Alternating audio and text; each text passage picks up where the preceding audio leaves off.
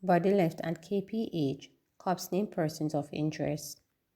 Police are trying to determine the circumstances surrounding the death of a man whose body turned up at the Kingston Public Hospital on Wednesday. The deceased, identified as 26-year-old Joel Saunders from Mandela Terrace, Kingston 11, was pronounced dead by doctors after he was taken and left at the hospital. The body had what appeared to be several gunshot wounds to the back, investigators have disclosed. The police have since seized 3 people as persons of interest in connection with the matter. They are Rennie Dillon, Akeem Campbell, and Susan Lewis from Mandela Terrace. Dillon, Campbell, and Lewis are being asked to report to the Denham Town Police Station by 6 p.m. on Monday, September 2, 2024. Reports are that around 2:47 a.m., Saunders was transported to hospital in a white Toyota Viz. He was identified by a woman who claimed to be his mother, who stated that they lived at the same address. It is also unknown as to where and how the now deceased sustained his injuries. Anyone with information that can assist is being asked to contact SSP Michael Phelps at 876-265-1964, the Denham Town CIB at 876-948-6443, Crime Stop at 311, the JCF tip line at 811, or the nearest police station. St. James Public Health Services disapproves of unsanitary act by female vendor at Charles Garden Market. We don't want it here in Montego Bay, St. James.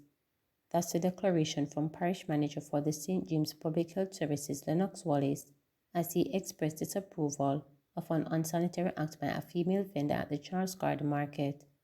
Wallace is commenting in reaction to report that the female vendor appeared to urinate in a bottle while sitting at the side of the vehicle that was parked along the roadway. The incident was captured on video, which has gone viral on social media. It has garnered public outrage, with many comparing the actions of the St. James vendor to those of the Crab Circle vendor in Kingston. Speaking with reporters, Mr. Wallace said public health officials found the offending vendor. He said appropriate action will be taken. The first thing that came to my mind was Alice in Hero Circle. We don't want that here in Montego Bay. 9 public health inspectors were dispatched at about 11 o'clock today. They have verified what is on the video. We have found the person, and the report is being prepared to be sent to me along with the actions that will be taken. We want to ensure that the Public Health Act is carried out. That market is one of the bigger markets here in Western Jamaica, and we will not allow these acts to continue. We want to tell the public that we will take whatever action to bring this lady to book. It is sickening, and that is not the place for that kind of act. Landslides block roads in Johns Hall. Reporters understand that sections of the roadway between Johns Hall and adjoining communities in St. James have been rendered impassable after heavy rain caused landslides in the community. Heavy rains have been lashing the air for the past few days, starting again in the late morning on Saturday, where the already inundated soil gave way to several areas. At least 3 different sections along the roadway are now blocked to a form of traffic, with individuals walking having to use extreme caution in traversing the area. A massive race in the nearby river channel also saw several flooding, leaving a large amount of debris on the roadway. At least 1 car was washed away because of the deluge. There are also a number of utility poles that are down after broken trees fell on several poles, leading to various areas of the communities now being without electricity. Additionally, several commuters have been left stranded or have to be walking in a bid to get to their various destinations because of the blockages on the roadway. Vehicles have also been trying alternative routes to reach various locations. Principal of Little London Primary School dies after a period of illness. When the new academic year begins next Monday, the occasion will be a sad one for the staff and students at the Little London Primary School in Westmoreland. This as school principal Charlotte Craig Davis, who has been ailing for some time, passed away. It's reported that Mrs. Davis was recently injured in an accident and admitted to hospital in serious condition. She remained in a coma until death. Chair of the Little London Primary School Board, Hilda Hibbert, told reporters that the arrangements are being made for grief counseling on Monday. I was just informed by my guidance counselor that our principal's minister, Mr. Palmer, has confirmed that she is no longer with us. Very sad indeed. But the Guidance Council has been preparing other guidance counselors and their team to do what is relevant to the children come Monday. Things were going reasonably well when we last chatted. We went on a trip to Mandeville recently, and she was very happy. We got some stuff for the school. We had a van load of things for the school, and I accompanied her because it was coming from my friend. And, you know, it's sad that she went down so fast. We are all hurting. Bobsy released from hospital. Cabinet Minister Olivia Bobsy Grange was released from hospital on Saturday. Grange, the Culture, Entertainment and Sport Minister, spent almost a month at the Tony Thwaites wing of the University Hospital of the West Indies, with a great part of that time in the intensive care unit. Yes, Minister Grange was released from hospital. She is doing well, in good spirit, government spokesman Senator Abigail Fitzhedley confirmed with reporters Saturday night. I would imagine the minister will take a few days to complete her recuperation. Then she will be back in office to complete some of the good work she has been doing even while she was hospitalized. I can't underscore this enough.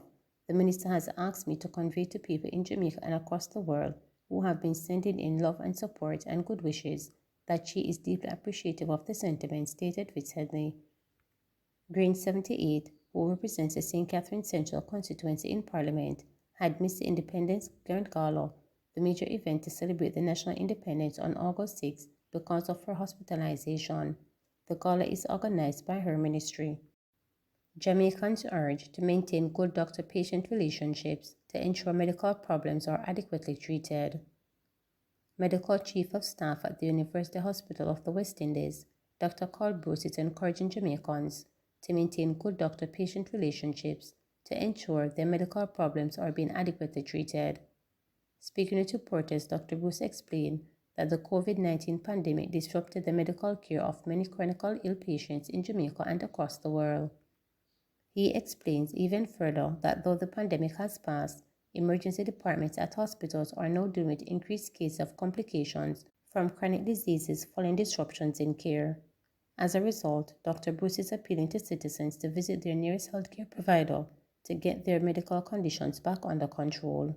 We still want patients, even though we have come through the COVID crisis and the University Hospital did really, really well. We want patients to now ensure that they are going back to their health center, their general practitioner, their specialist, to ensure that all of their medical problems are being treated and that we are on top of them and that they are avoiding complications. I believe that some of the care, some of the chronic care did not take place over the last few years when we had the COVID crisis. And so worldwide, not just in Jamaica, not just in the region, but you will see in the U.S., in Canada, emergency rooms have a lot of patients with the complications of chronic diseases because of the disruption in their care that took place. And so we want people to ensure that they are visiting their practitioners and they are getting on top of all of their chronic medical problems, or they are getting their, what we call their executive or their annual checkups to make sure everything is fine.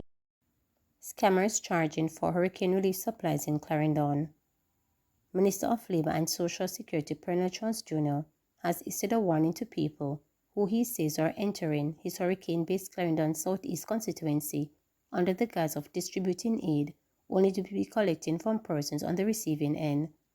I am hearing some things on the road in relation to persons coming into the space to give help who have got material that is to go to the residents.